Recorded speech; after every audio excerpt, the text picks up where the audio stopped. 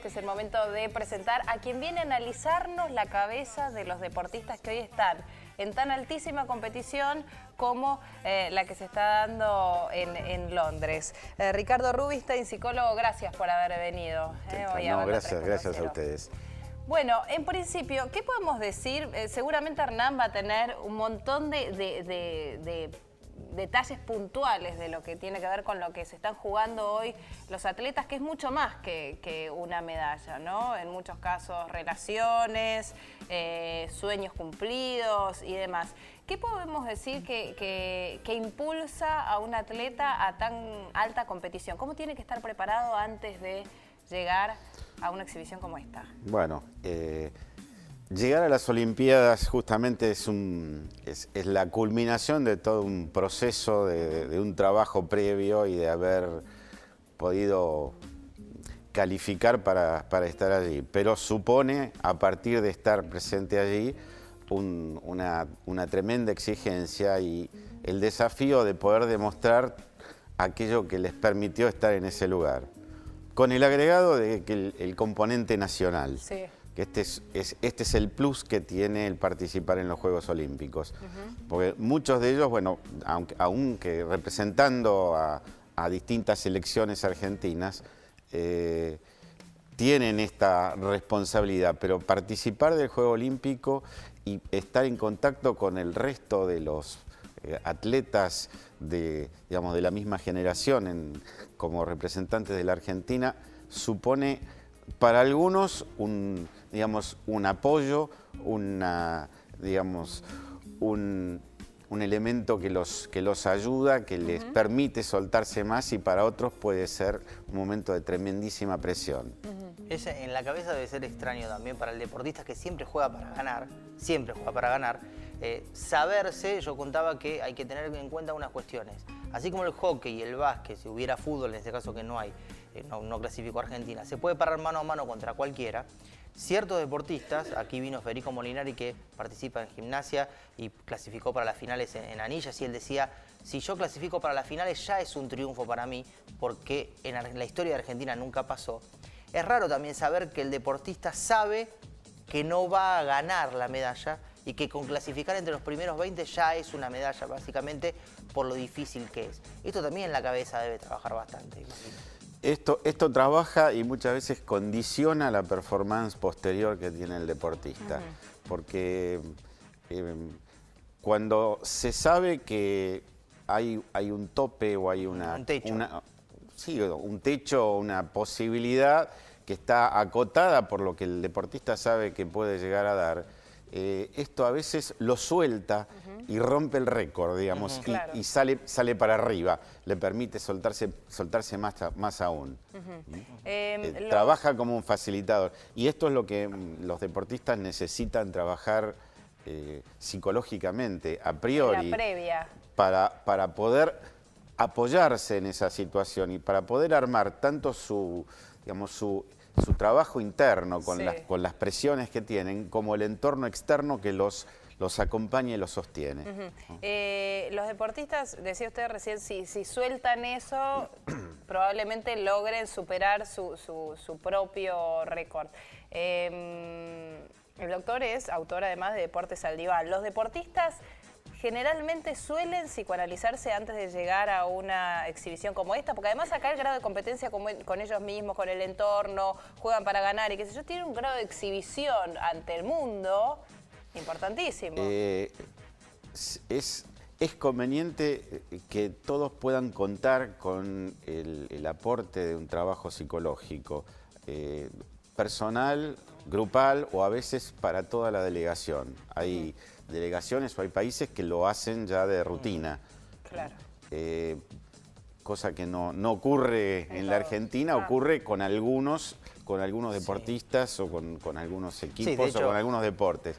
Ahora, esto los ayuda a trabajar con su motivación, a trabajar con las presiones y a trabajar también con las situaciones nuevas que se les presentan allí mismo durante las situaciones de las Olimpiadas, ¿no?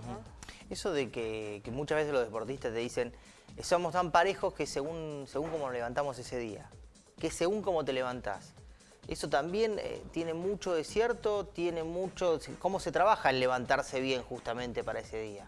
Justamente esto es lo que requiere de una preparación, porque le ocurren cosas por la cabeza, le pasan cosas con su entrenador, con sus compañeros, con personas de su entorno familiar íntimo, que están allí, que van transcurriendo mientras están, digamos, transitando la situación de las Olimpiadas. Esto es el con qué me levanto, no es que tengo más energía, tengo menos energía. La posibilidad de trabajar ya sea con los temores, con las comparaciones con otros deportistas, con las expectativas, todo esto es como que allana el campo para que ese cómo me levanté tenga menos influencia, ¿no? Hernán mencionaba algunos casos a la mañana cuando Sí, arrancábamos yo el mencionaba programa. el tema que te contaba en la previa también. El tema del vóley, por ejemplo, tiene un condimento particular. Ayer, por ejemplo, Johnny Uriarte es el técnico de la selección australiana de vóley, Sí. y en la Argentina juega Nicolás Uriarte. Su hijo. Y además están el hijo de Conte, el hijo de Castellani, el sobrino de Quiroga, que son los únicos que lograron una medalla en la historia del vóley argentino en los Juegos Olímpicos de Seúl. Eso puede ser un impulso, puede ser un peso, puede ser las dos cosas, también según el día, cómo te levantes, cómo será. Bueno, y aparte, el padre e hijo en contra, me parece que es un insert, ¿no? Contar otra historia, ¿no? Lo que debe ser esa previa, ¿no? Sí, eso Porque digamos, a favor se da, en contra es muy difícil. Eso es, digamos, casi único en el mundo, Claro. como ha sucedido. De todas formas, el hijo de Uriarte no jugó tanto tiempo. No, bueno, pero es el hecho de estar en la selección, enfrentando a la selección Compitiendo con papá. compitiendo Claro. con el papá, exactamente. De hecho, ahora, hasta en la cabeza Uriarte no, el vóley se festeja mucho, cada tanto. Uriarte fue cara de póker todo el partido, sabía que tenía una cámara acá, y entonces permanentemente estaba así, ni un tanto festejó. También Australia casi siempre fue en desventaja, pero independientemente de eso debe ser difícil también hasta para un argentino. Mañana está en la selección de Brasil. Debe ser difícil para el argentino, ya te mezclé todos los temas, ¿no? Sí, Debe ser difícil para el sí. argentino ser técnico de Brasil, por ejemplo, y jugar contra Argentina. Sí, son toda una serie de conflictos o de situaciones donde hay que, digamos, compatibilizar lo profesional, el compromiso con lo que están haciendo, con el sentimiento de, por ejemplo, estar enfrentando al propio país o en algún caso al propio padre. Un deportista que llega a ser exitoso tiene, como decimos psicológicamente, tiene que matar a su padre. Si no, digamos, no trasciende. Sí. Matar al padre es matar a aquel o aquellos, además de lo fantasmático que decimos Sí. nosotros, de la figura del padre, aquellos que lo están representando. Claro. Entonces, estos jugadores que vos lo mencionaste ya lo tienen que haber venido trabajando de alguna forma como para poder llegar a esa situación, si no ni llegan a la selección argentina. Tiene que ver O sea, con mucho algo de esto ya está está procesado. trabajando. Sí. ¿no? Esto es, Pero- apelan al individualismo en este sentido, porque trabajar venciendo sus propias barreras, cuando vos decís matar al padre o aquel que los representa, tiene que ver también con mentalizarse sobre un objetivo que es ganar, triunfar en equipo, solo, como sea, en el caso del tenis solo o en pareja, en el caso de un equipo en un trabajo un poco más conjunto. Pero en definitiva también como, bueno, me pongo mi objetivo que es triunfar acá y voy contra todo.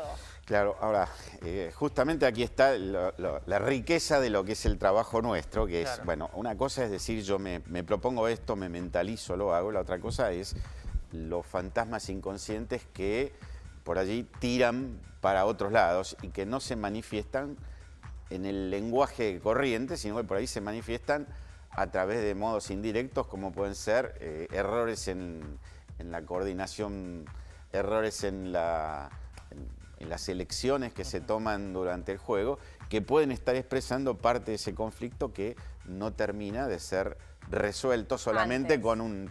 con una elección voluntaria. Sí. O sea, solamente con decir yo voy a triunfar, yo voy a hacerlo, es decir, eso es necesario, pero no es suficiente. Es suficiente, digamos, poder trabajar y elaborar un poco estas situaciones con digamos, los elementos psicológicos que esto trae, que pueden llegar a ser estados de angustia, sentimientos de dolor, o como decían con entrenadores que están en otros países, sentimientos de traición, por ejemplo.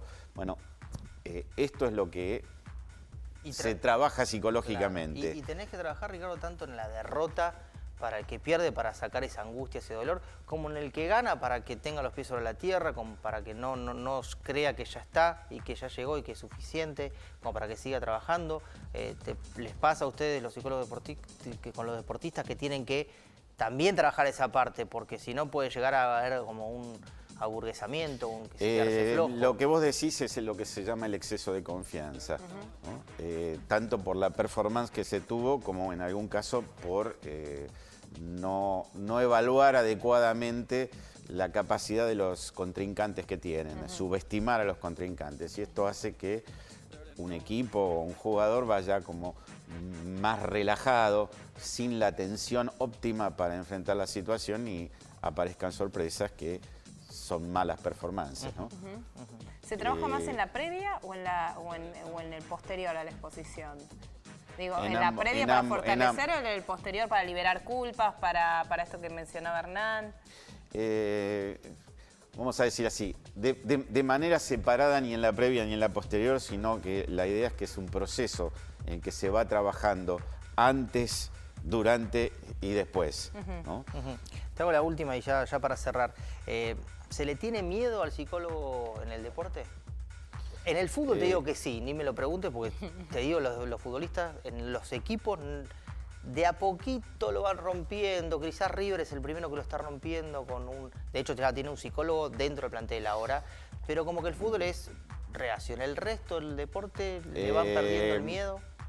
Tal vez en forma individual los deportistas consultan mucho más que en el grupo, en lo que es el trabajo grupal y la posibilidad de meterse con el conjunto de los jugadores.